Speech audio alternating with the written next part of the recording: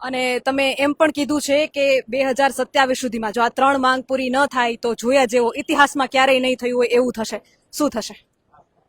એ તો આગળનું છે કે એનું કારણ છે કે હવે ખેડૂત જાગ્યા છે ને ખેડૂતે નક્કી કરી લીધું છે, મન બનાવી લીધું છે કે જ્યાં સુધી અમારી આ માંગો છે પૂર્ણ ન થાય ત્યાં સુધી લડવાનું છે. આ લડતની અંદર 27 આવે એ પહેલા સરકારે સત્તા છોડવાનો વારો આવી શકે છે અને એમાં બે મત નથી બેન. હવે અત્યારે જે પ્રમાણે જાગૃતિ આવી રહી છે, મને એટલો વિશ્વાસ છે કે ગુજરાતના ગામડે ગામડેથી ખેડૂત નીકળશે ને, જે ધારાસભ્યો છે ને પકડી પકડીને રાજીનામા લખાવશે, પકડી પકડીને રાજીનામા લખાવશે અને આપશે. અત્યારે આમ જોવા જઈએ ને એક હિંમતની જરૂર છે, એક અવાજ આવે ને.